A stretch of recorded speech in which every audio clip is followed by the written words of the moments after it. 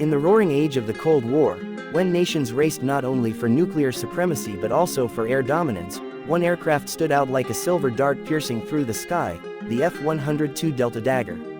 Welcome to Wings of War, the channel that takes you deep into the heart of aviation history, where speed, power, and courage define the kings of the sky. And today, we uncover the story of the jet that changed the game for America's Air Defense Command, the Convair F-102 Delta Dagger, a supersonic interceptor that embodied the spirit of the jet age like no other. This isn't just a story about an aircraft. It's about innovation born from fear, engineering shaped by urgency, and a fighter that stood as a guardian of the American skies during the most dangerous decades of the 20th century. The story of the Delta Dagger begins in the early 1950s, a time when the Soviet Union was rapidly developing long-range bombers capable of carrying nuclear weapons deep into the US mainland. America needed a shield, something that could scramble at a moment's notice, climb to the stratosphere, and intercept intruders before they could strike. The challenge wasn't just to fly fast, it was to fly smart. The U.S. Air Force demanded a fully integrated weapons system, radar, fire control computer, and missiles all linked into a single deadly package. Out of this demand, Convair, already known for its experimental delta wing research, gave birth to the F-102.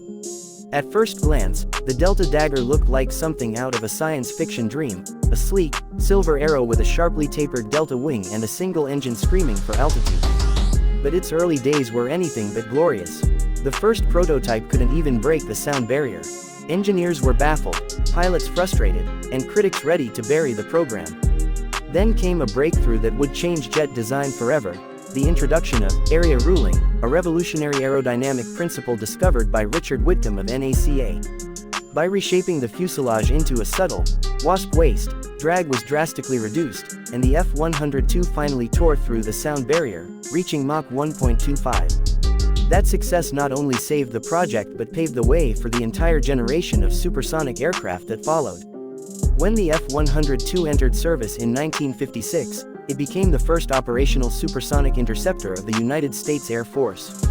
Its job was clear: protect North America from Soviet bombers at all costs. Stationed at airbases from Alaska to Germany, Delta Daggers stood on high alert 24/7, ready to launch within minutes. Every pilot who sat in its cockpit carried the burden of knowing that a single radar blip could mean the start of World War III. Inside that narrow canopy, surrounded by analog dials and glowing screens, was a world of tension and precision. One switch, one call, one wrong move could change history. Unlike traditional dogfighters, the F-102 wasn't built to engage in turning battles. Its mission was interception: detect, climb, lock on, and destroy. Its sleek nose housed the sophisticated Hughes MG-10 fire control system, which could automatically track and engage targets. In its internal weapons bay, a sleek feature designed to maintain aerodynamic purity, the Dagger carried 6 deadly missiles, a mix of AIM-4 Falcon infrared and radar-guided weapons, and in some versions, a 2.75-inch rocket pack capable of unleashing a fiery storm on any target that dared to enter its path. In flight, the F-102 was both beauty and beast.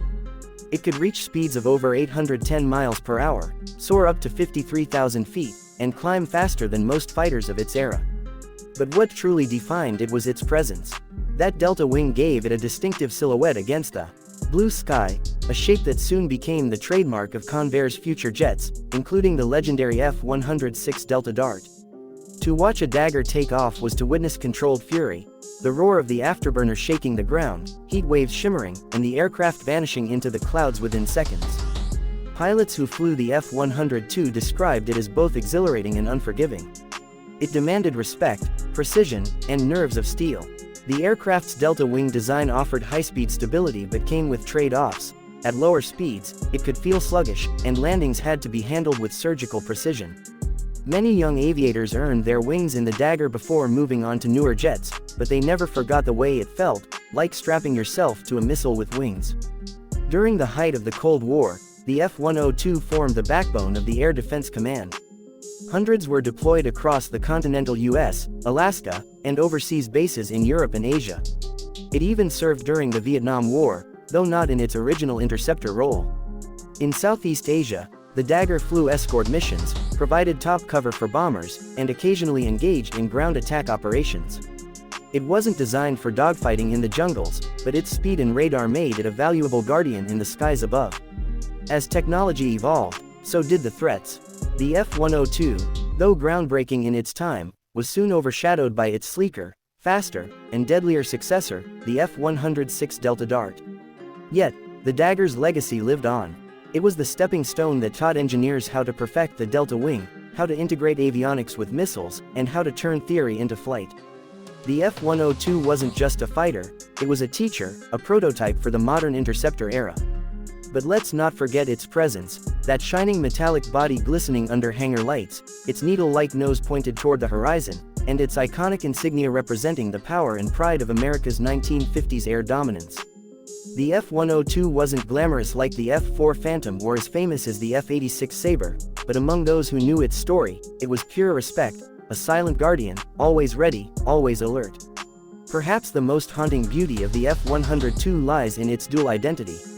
It was both a weapon of destruction and a symbol of peace through deterrence. Every mission it stood ready for was one it hoped never to fly. For decades, these silver daggers waited in their hangars, their engines silent but hearts alive, guarding the borders of freedom through the mere possibility of flight. Imagine standing on a cold morning airfield in 1958, the runway stretching into mist, the distant sound of a jet engine rising as a Delta Dagger rolls into position. The afterburner ignites, a blue flame cuts through the fog, and in seconds, it's gone, climbing to the heavens like a metallic arrow.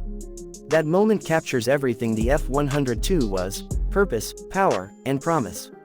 Today, few remain. Most have been retired, replaced, or displayed in museums, silent relics of an age when the world balanced on the edge of fear and brilliance. But those who witnessed them fly still speak of their majesty. The Dagger wasn't just another aircraft, it was America's first true supersonic guardian. So, was the F-102 Delta Dagger truly the real king of the sky? Maybe not by sheer performance compared to modern jets, but by legacy, absolutely. It ruled an era defined by innovation and danger, by genius and tension.